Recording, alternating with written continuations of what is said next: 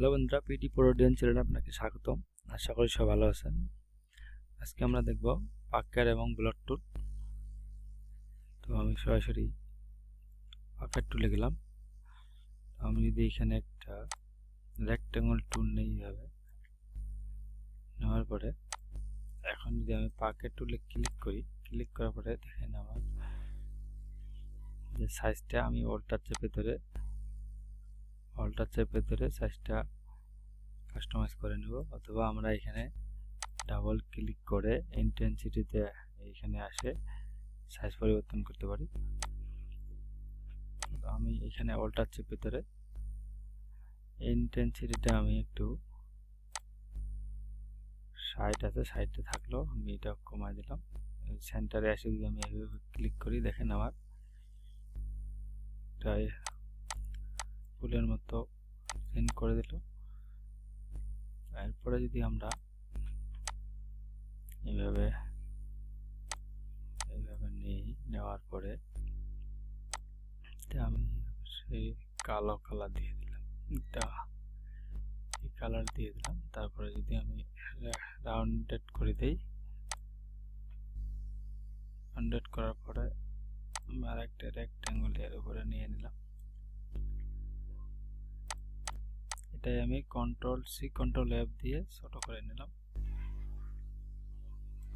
Control C control F দিয়ে alter চাপ ধরে আমি এটা আসতেছে না, আমি আরেকটা নিয়ে নিলাম। এইভাবে কালারটা নিয়ে নিলাম হলুদ, বসাই দিলাম। আর এটা একটু হালকা করে রেক্ট্যাঙ্গল করে নিলাম। অল্টার চাপে ধরে এইভাবে এটা সেন্টার বরাবর নিয়ে নিলাম। আমি চাইলে আর একটু বড় করে নিতে পারি।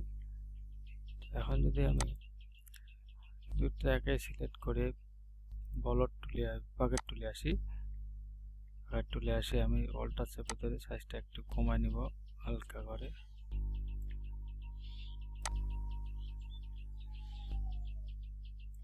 এভাবে কমায় নিলাম। কমায় নেওয়ার পরে যদি আমি এখানে ক্লিক দিই, দেখেন আমার এখানে ক্লিক দিই, দেখেন আমার একটা চমৎকার চকোলেটের মতো ডিজাইন করে দিলাম।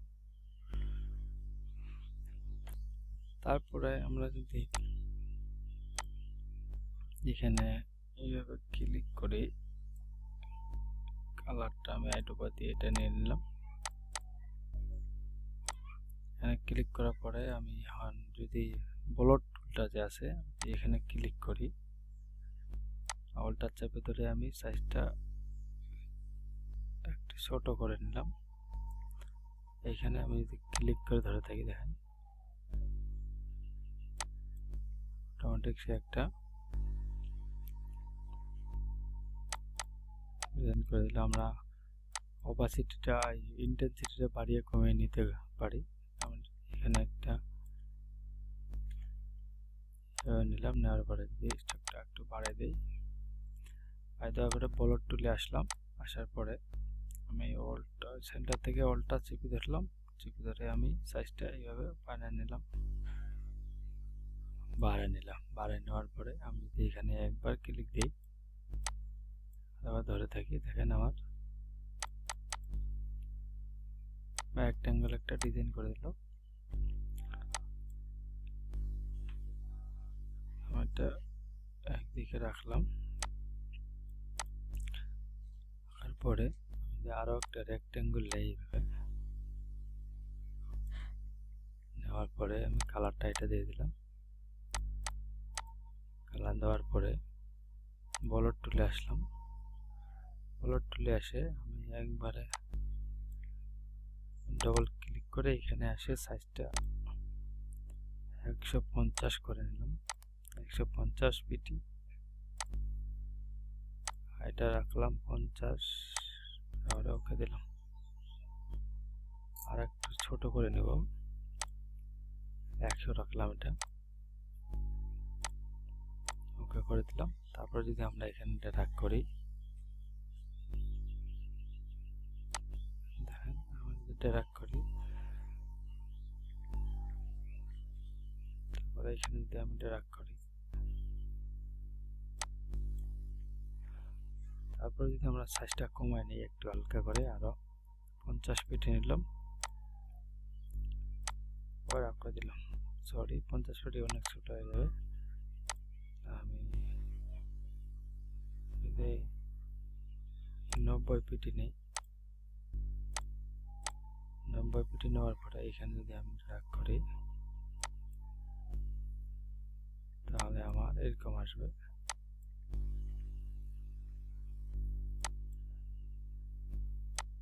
আমি 90 করে নিয়ে এগুলো এইভাবে নিলাম।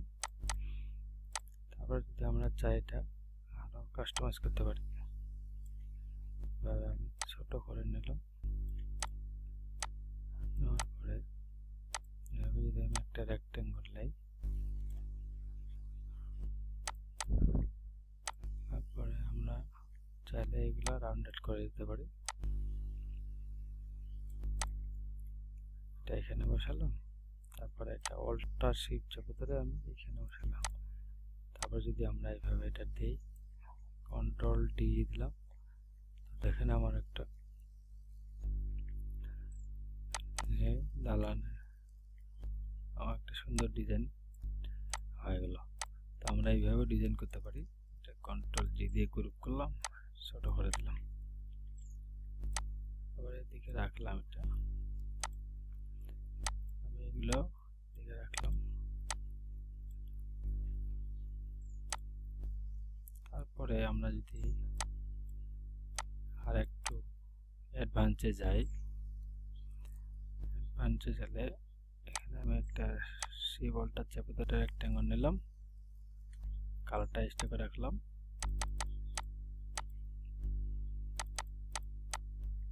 তারপরে অল্টার শিফট চেপে ধরে কপি করে নিলাম একটা। পরে যদি আমরা এখানে ইলিপস টুল নেই, এইভাবে ইলিপস টুল নিলাম, এখানে একটা ফিল কালারে নিলাম, শিফট চেপে, তারপরে আর একটা অল্টার শিফট চেপে ধরে কপি করে নিলাম।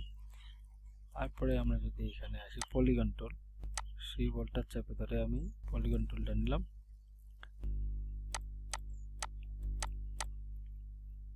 এইভাবে একটু বাড়াই দিলাম, এটা একটু উপরে নিলাম,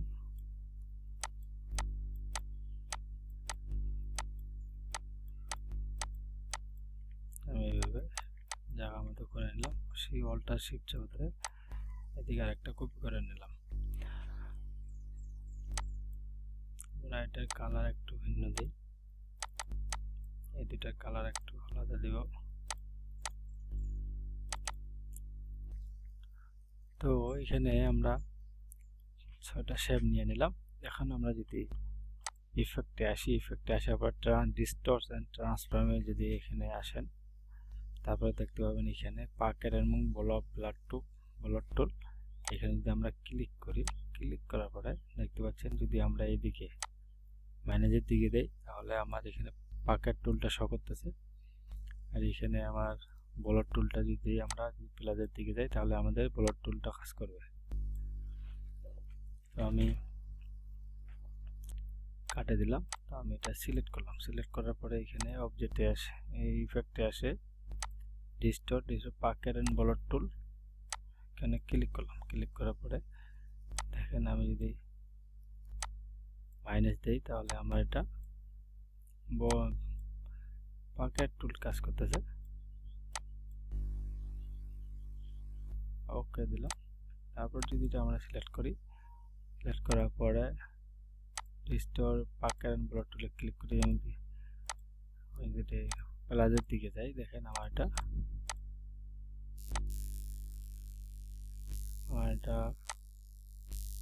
ব্লাড টুলটা কাজ করতেছে। আমি ওকে দিয়ে দিলাম। তারপরে যদি এইগুলোতে আমরা অ্যাপ্লাই করি, ইফেক্ট, রেস্টোর, ট্রান্সফর্মে আসে পাকের এন্ড ব্লাড টুল, আমি যদি মাইনাস দেই, দেখেন আমার মাইনাস দিলে আমরা যত মাইনাস দেব তো অন্যরকম ডিজাইন আসবে। এটা ওকে দিয়ে দিলাম, হালকা ছোট করে দিলাম। তারপরে এটাতে যদি আমরা অ্যাপ্লাই করি ইফেক্ট, এটা যদি আমরা ব্লাড টুলটা অ্যাপ্লাই করি, দেখেন আমার সুন্দর সুন্দর ডিজাইন করে দিচ্ছে। তো এরপরে আমরা যদি পলিগন টুলে ব্যবহার করি, পাকার এন্ড ব্লক টুল মাইনাস করে দিলাম,